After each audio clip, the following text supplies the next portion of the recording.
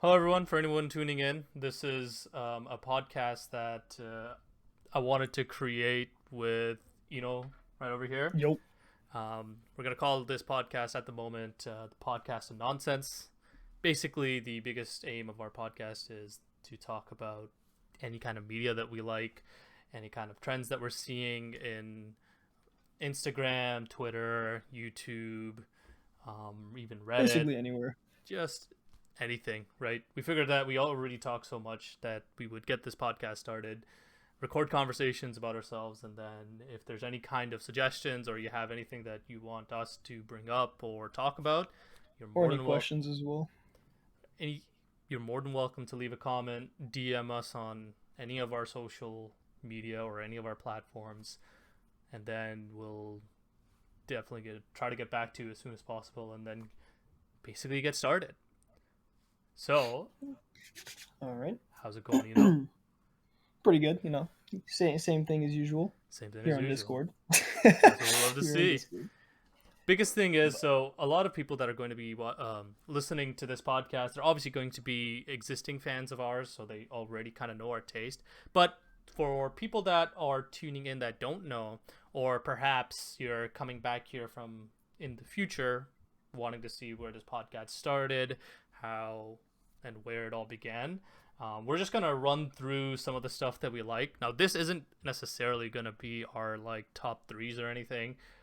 We're going to. This is all unordered, basically just a glimpse of our tastes, so that you know what we like. So do you want to go first in this? Because I feel like I've been talking a lot now. yeah, sure. So some things recently that I've just really been enjoying are Tokyo Ghoul. I feel like there's always something new to learn about. Shout out Demi, always talking in the DMs for that one. Some other stuff is Drive My Car. It's a film, about 3 hours, really solid. It's something that doesn't really leave my mind very much. And of course, the most recent one of my pickups that I've been absolutely adoring is Origoto, hence the name Nonsense for our podcast. It's it's kind of good. It only gets better as you get down the plot line, and I feel as though it's definitely kind of taking over my current plans of media. It's quite good. Light novels But are just so well done. Like I'm finding yeah, out as we're reading it together that it's just so incredibly detailed in the through the eyes of the main character that it leaves you breathless at times.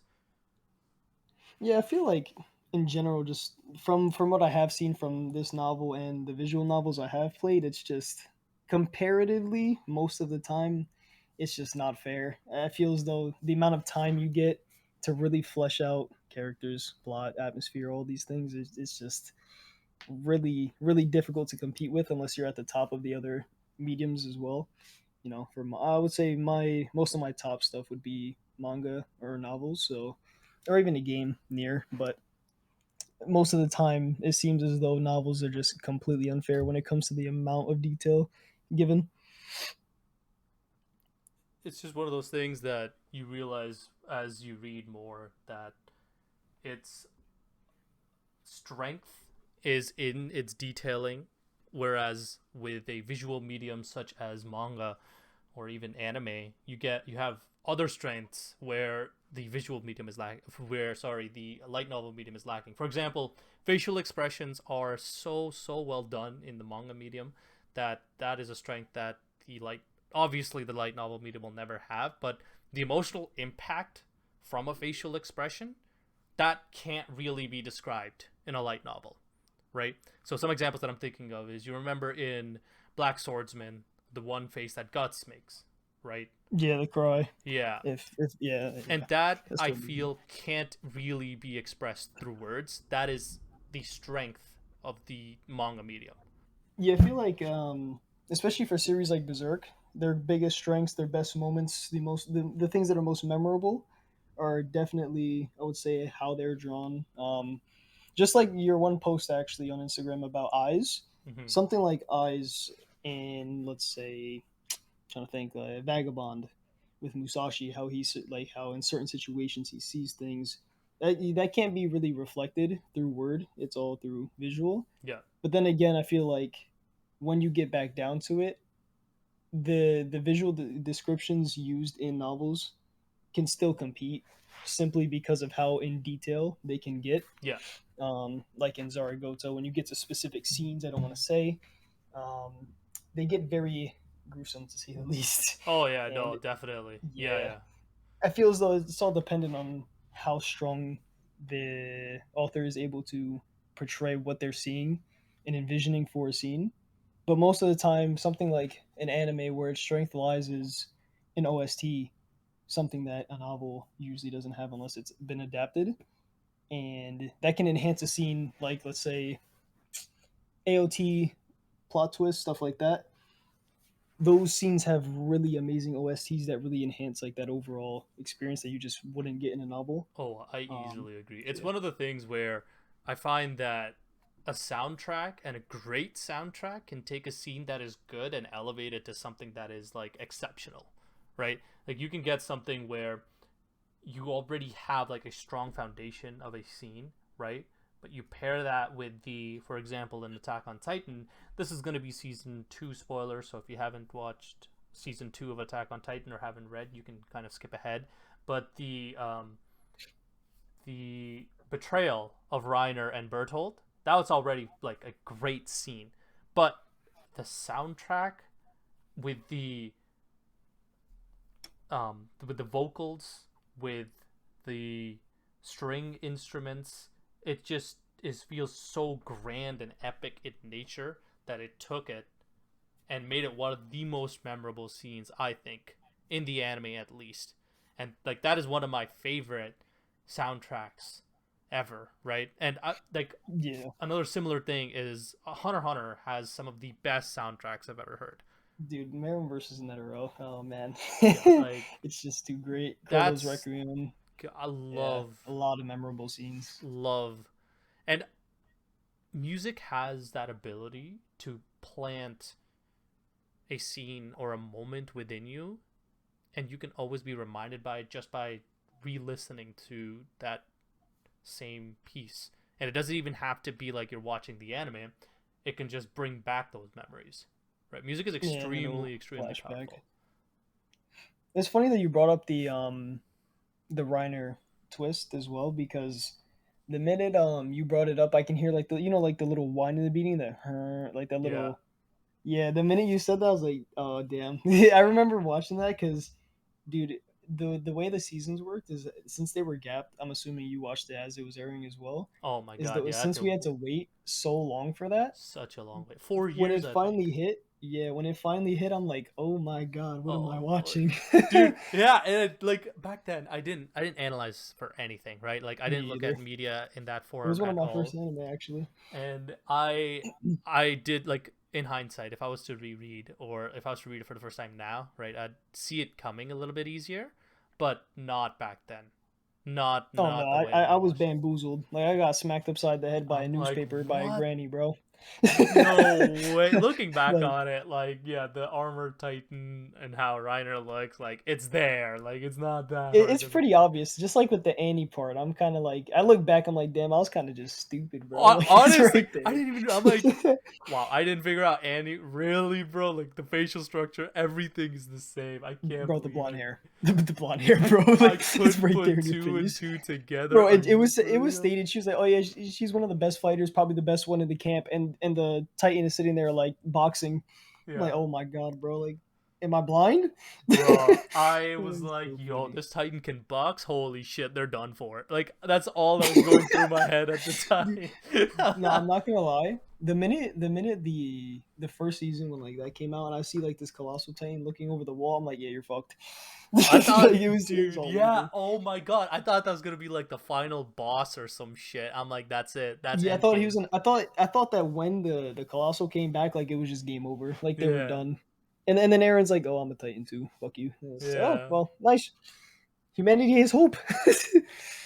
It's great. I feel like AOT would be a lot better for me on reread because the more I A think about it, 100%, the, man. the Yeah. the way the way the shifts are done from Aaron at first, of course, being like that beacon of fear. Mm-hmm. Once because he had to use his shell obviously to protect Armin and Mikasa, but How he went from being feared to then becoming the hope to then becoming obviously this is spoilers again for later in the AOT manga. You should have read it by now, but if you haven't, um, yeah, even the spoilers. anime up to this point is Yeah. Oh like yeah. I yeah. forgot about that. It adapted. So yeah, spoilers for season 4. So yeah. Anyway, obviously it turning back to him, of course, being the beacon of doom again. Yeah, the like It's really well humanities, done. yeah, and then you come to realize that it was all like, again, this is end of Attack on Titan spoilers, right? That it was something that he felt he needed to do, and it was never really what he wanted, right?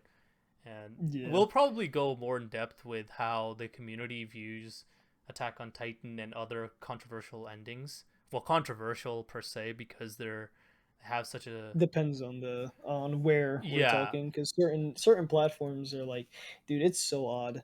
Now that I think about it, it's really like whole different like clumps of people with completely like different viewpoints You on can different platforms. Because like YouTube, let's say YouTube, Tokyo Ghoul or Bleach, it's pretty negative in comparison to if you go over to Instagram or TikTok. It's really different. It's it's the really same with interesting. AOT, right? Like AOT, Reddit, and YouTube, they hate the ending, but on Instagram and Twitter, you might find in a certain place where people actually really like it, right? And I would hope so because I adore the AOT ending. Like I think it's well made, and I think that another part like the TG ending is just completely exceptional. Like I know that Ishida was rushed, like that is a fact. But to say that that is the downfall of Dragon, right, and it's messy It's without nonsensical in my opinion. without even a lot of the times it's very thematically in line all of these controversial endings to what the author wanted throughout the entire series. Yeah, exactly. It's never I've only had one ending where I've felt it was just absolutely horrid, and that was the Game of Thrones ending. That was one where I'm like, Jesus Christ, this is terrible. Like this is just absolutely awful. I don't know what they were going for with this. Like plot points were understandable. Like I guess that this would happen, but some of them weren't even understandable. And then I was just disappointed. Like that's a whole disappointment case, man. Like I can't even lie to you. That is a huge, because early Game of Thrones is so well constructed, so well acted, so well made, and that's because it follows the books, right? And then when after season 5, there's no books, so they had to speak with the author himself, George R. R. Martin. And basically just like free ball it Yeah, and season hopefully 6 was still hopefully make it into the fine. hoop. Season 6 is still has some of my favorite moments in Game of Thrones. Battle of the Bastards. You got the last episode, the Sept episode. I think I love episode 11 or episode 12. But season 7 and 8 is where it really starts going to the shit, and you start to really notice the lack of source material.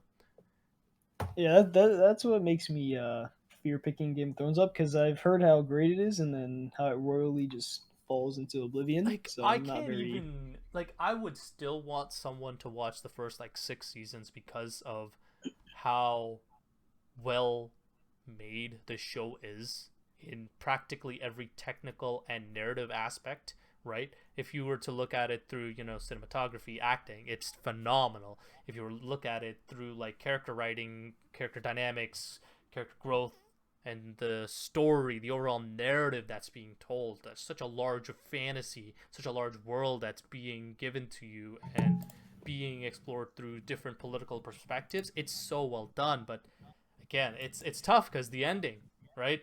And it's going to be another one of our sessions that and I have brainstormed for, is where we discuss how important endings are to a series, and just how well constructed endings can take something that may have had flaws to something that's so much better. Yeah.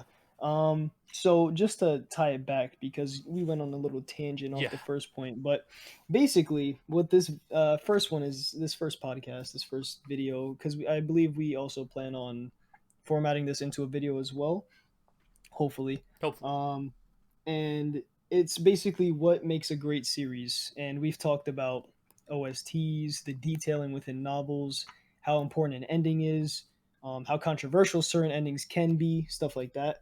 And these are just few things. Of course, with stories, there's a lot you need to go into. There's certain aspects such as like the plot and the structure of the story. You know how, let's say, Berserk really functions really well, showcasing a future event first, allowing us to get that backstory afterward in GA, and see how these things unfolded, allowing basically a draw in to the viewer, showcasing Guts in a very dark manner in Black Swordsman, and eventually bringing us back to a more grounded period, even though he's still violent because that's how he has to survive. Um, Yeah, Stuff like that. it's similar to an epic. Believe it's the Iliad, or um, how an epic is structured, where they go forward and then they give you that. Um, The drawback yeah, exactly. into the It past. keeps you thinking, why was Guts this way? What happened to Guts and Griffith? And that's continually in your mind as you're reading Golden Age. And before we deter off, sorry, I realized that I didn't also say what I like. So just a quick, I'm just gonna Oh, do that is this real true. quick. Some of the stuff that I really like. I recently read ReZero. Watched the first two seasons. I have not read Arc 4 yet, but I've read the web novel for Arc 5 and Arc 6, and it is currently one of my favorite things ever.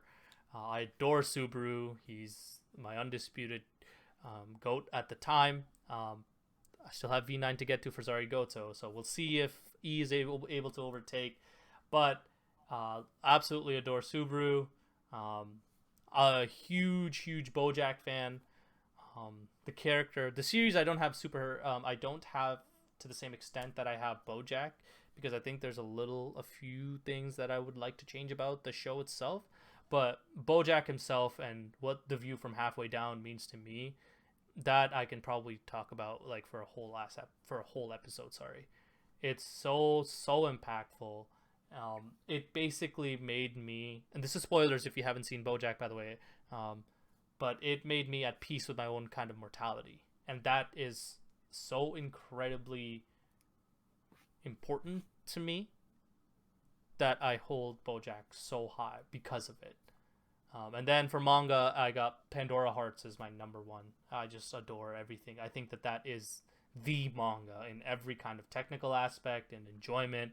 Oz is my number one manga character. I highly doubt that any other manga character is going to overtake Oz. I think that other characters have a fair shot in other mediums like visual novels and light novels, but not manga. I don't think that there's anything coming close to Oz for me in manga. I didn't hear a single lie in the past few sentences. I'm not gonna lie to you. You can continue. Oh, sorry. I was just raving about Oz and saying best manga character. I don't think anything in the manga medium is gonna touch Oz for me. Only Kaneki comes close, I'm afraid. The rest, not so much. Not so much. Not so much. No, sir. So yeah, That, Subaru, ReZero, BoJack. I got Oz. I mean, I'm a huge Haikyuu fan. Above all else, I will say this this: fraud I Haikyuu haven't fan even hasn't finished the even manga. finished the I'm actually a manga. fraud You Haikyuu fan. Yeah, fraud. I'm not. Stop lying to the people. Oh You're my! a fraud. I'm literally a fake Haikyuu fan at this point. Holy shit, bro. I can't Rose even watched the lie. anime 10 years ago. Come God, on. bro. I like, for me, movies. I will say above everything is Lord of the Rings, and that is. If you were to ask me my favorite piece of media ever, it'll always be Lord of the Rings. It's what I bonded with my family with. It's the stuff I have my most childhood memories with. It is the most impactful media for me. I can pinpoint my love for a lot of things because of my love for Lord of the Rings. I've seen it like 16 plus times now. Um, it is just that piece of media for me. So when I have a number one movie, it's basically my number two because Lord of the Rings is number one, and that's Drive My Car right now because Drive My Car is phenomenal too. So if you haven't seen Drive My Car, Love I to see it. highly recommend it. But Lord of the Rings is just that impact tax. What can I say? Well, to be fair, Drive My Car does have, the singular best scene in film, but that's Oh for no, another I day. will I won't disagree with that. I won't disagree with that. That conclusion, Excuse me. holy moly, that conclusion is something else, man. Simply the pinnacle of film, It's It's just absolutely it's incredible. forever gonna be there. It's one of those. It's sad. I've had that feeling for several scenes that just like slowly die over time, Hmm. but not with that scene. Never. That scene every time I rewatch it, I'm just like, wow, that Yeah, silence speaks volumes more than any so words could. so It's much. amazing. That's one of those things that just like we were talking about earlier with sound or the lack thereof can elevate a scene so much. Hmm. Um, oh, even now that I think about it, talking about films, Rebellion, Madoka Magica Rebellion. This Ooh. is spoilers, but I'm not going to go into spoilers yet. But I will say the very whimsical and what's the word? Whimsical and fun OST that is given early on in Rebellion is the perfect setup, I would say, Oh as it yeah. slowly shifts over time. Now this is spoilers, of course, so skip a little bit ahead. We'll probably put every time we say skip, we'll probably put timestamps just so you know where to skip and you're not jumping into another spoiler that you might not know of. But yeah, so three, two, one, okay. Now the thing about Rebellion that's really good is the way that the music or the OST shifts is slowly over the course of the film. I believe it's like an hour or something in the I'm forgetting. Okay, sorry, lost train of thought. About an hour or so in, you start to get like these slightly darker and more mysterious tones within the OST. And as they continuously shift, it alludes to some things that are visually being shown to you as well, Hmm. about Homura. And eventually, when that reveal comes, the OST follows as well, and it's one of the best uses of OST that I've seen alongside something like maybe Made in Abyss, and how there's mechanical portions within the very natural OST that's given due due to the nature of how Made in Abyss is as a world, how important technology is to even traverse the abyss, and how mysterious the abyss can be. It's just these series all utilize, I think, um, music very well. Those are just like two examples off the top of my head. Yeah, I completely agree, especially with Rebellion, where you see this slow tonal change even within the soundtracks that they use to indicate Homura's slow realization and then her descent. And some of my favorite soundtracks are from actually the Rebellion movie, where they have at the scene where Homura realizes that she's a witch and everything is burning. I believe it's called Flame of Despair. That's phenomenal soundtrack. And then there is obviously the betrayal of Homura and Madoka when Madoka is reaching out to Homura, and I believe that's called "I Was Waiting for This" or something along those lines. And it's jagged, it's sharp, and it's meant to show. It just elevates that scene so much more because of how shocking it is. And The visuals itself also follow upon that scene really well. How once they make that contact, everything shreds, and it's too powerful completely of a shatters and connection and everything. Yeah, shatters it all. Yeah. it's one of the most, if not the most, visually detailed films in terms of like symbols, because there's Oh so my, much to everything unpack. matters, man. There's so It goes much. down to even like the shift in the flowers when Madoka and Homura are talking in that one scene. Yeah, There's even a flower bed under Homura when she's laying as a witch, I believe. I believe There's I the got a clocks, the bus, the everything. coffee. Dude, like I was, It's so you know insane. how I made my Homura video, right? I got a Yeah. comment talking about like the juice that was in the background when you remember when No Homura way. says that, oh, like the shift has happened and now she is like the creator of the universe, right? Like she's sitting. Yep. Remember how she's Yeah, sitting she in has that like the chair and she's law. talking to Sayaka or whatever. Yep. They were talking about like how the pomegranate juice or something like that has like meaning and definition, and I'm like, bro, I would have never realized. Like that's what I'm saying. Like I'm like, oh my god, there's just too much. And the fact is, this that same writer is coming back for movie 4, and I need that already, bro. I if need it if this now. movie fleshes out now Madoka, right, and her motives and how I say Homer's it's gonna be actually 50-50.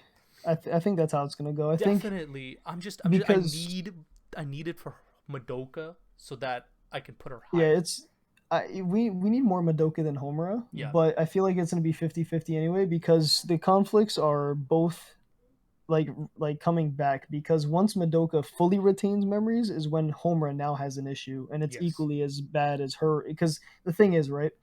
What movie 4 is probably going to do is it's going to be the opposite for we're going to follow Madoka who believes like this is reality, correct? Yes.